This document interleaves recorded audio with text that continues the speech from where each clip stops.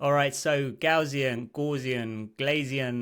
splats are now supported in V-Ray. And this is a new rendering technique that is great for natural looking environments, and it also includes reflections, as you can see here. And we can now use these with V-Ray. So it's really good for capturing large spaces, and it's created from images. And we're definitely going to take a look at how to create these. But for now, let's take a look at how we can use this with V-Ray. So this is Polycam, and they have a whole load of models on here, and you can explore these. I found this one, so I thought this was pretty cool. So we'll check that out. You hit download, and you want to download the splat and export and download it, and then we'll jump into 3ds Max.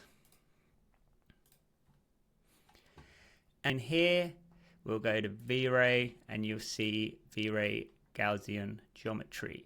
And we'll just put that in the middle of the scene, and then we want to load up our model.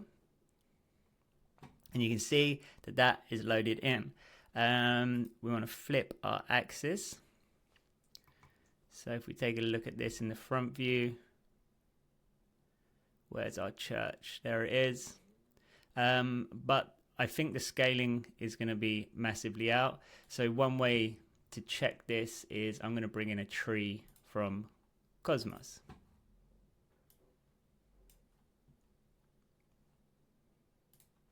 All right, so our tree is massive. That means our environment is very, very small. So to select it, let's not place more. It's kind of like the V-Ray plane. If you've used that, you can't really select it from over here. You've actually got to select this this name tag almost. So I think that the V-Ray lister actually got updated as well. So this could be pretty handy for just grabbing that quickly, and then we can just click this button here, and then we'll modify it. So let's try like 100%. Still tiny. Maybe, nope, still too small. Just keep throwing zeros on. Yeah, that looks about right. And then something else I want to do is actually bring it to our ground, which is going to be that darker line on the grid. So select this. Where's our gizmo?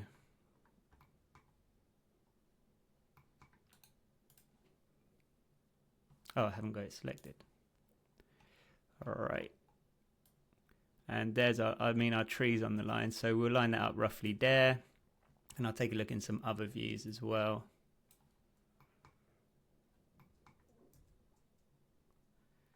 I kind of want to get the church. You see it's a little bit wonky, so I'm going to rotate it so it's flat.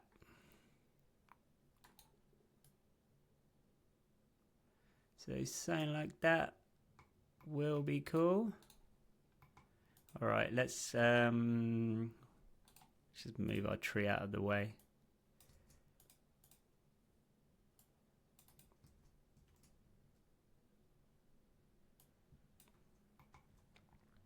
Let's go to a bigger view and we can see what's going on. So it's kind of like a point cloud, and I'll run an interactive render. And I believe there's like a self-illuminating material on it, so you don't actually need to light the splat. But you can see already like how powerful this is. If you wanted to add a building, cars, signage, anything like that, you can add it. So you can see in the background there's our tree, and it's currently black because the geometry it's not going to be lit from the splat. So what we can do is bring in a sun, and we'll bring in the environment, and let's bring that up as well. And we can see now our tree is lit. Let's bring that up to the front. So it's overexposed, and it's not actually casting any shadows, because the splat as well doesn't receive shadows. So what we can do first, let's sort out the lighting. So if we add a V-Ray camera, I mean that already sorted that out, and then we'll have the ability to control the lighting like this. So spend some time getting that lighting right. But obviously this means we can only move around in the camera. So one thing we can do, if we go to the environment tab using 8 on the keyboard, and we change this to V-Ray exposure control. Let's change this to V-Ray camera and select our camera somehow. Here, can I select it from here? Maybe from this one. There we go. And then now if I go to perspective,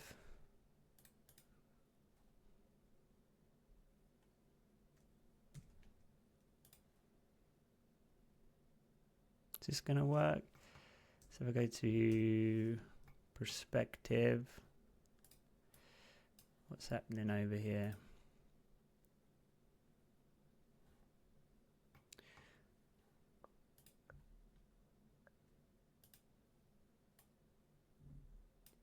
No cameras.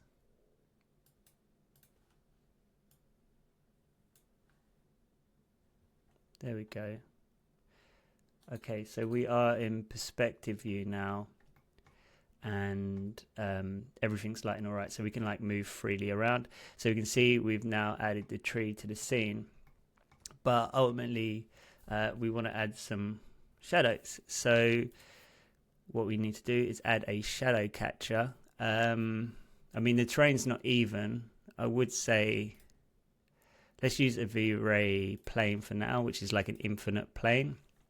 You might want to actually use like geometry or model the terrain, because you can see like where it's flat in the distance, you can kind of see the waterline.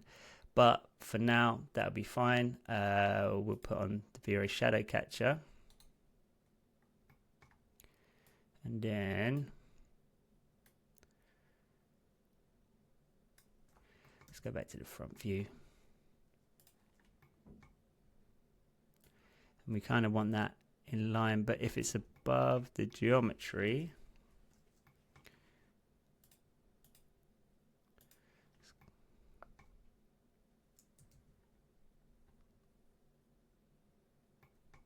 just see how that looks.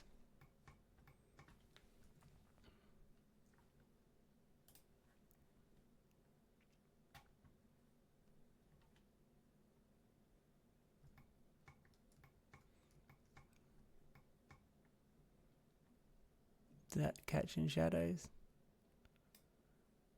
Yeah, I can see some shadows.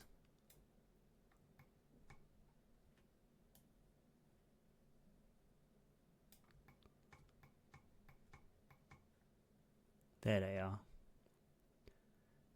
So yeah, you want to line, like make sure your tree's obviously in the ground, make sure your shadow catcher's lined up. That's how you can add shadows, do your lighting, and you can add all sorts of stuff in here. You could add buildings. I mean, let's just add in some geometry.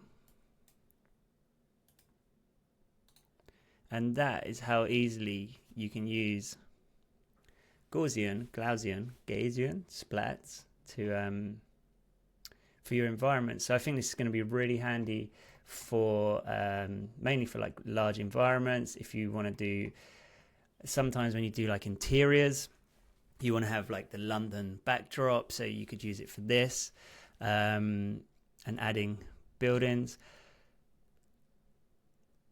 And because these are created from videos, I've got some drone footage that I want to test it out on. You could actually use it on like any video. I know some people have actually been using film footage, which is super interesting. I also think using Google Earth could be like a really interesting thing to test out. This is all pretty new for me. This is the first time I've actually tried Gaussian Splats with V-Ray, or in fact ever used them. But yeah, I see huge potential. I think this is gonna be great. Oh, and by the way, we now have a new 3D artist community. We found that like Facebook wasn't really doing the business, so we've been having weekly calls over here. So if you want to join, it's free to join. You just head to school.com/3dartists, and you can join, and there's plenty of interesting conversations happening. So check that out as well. Thanks.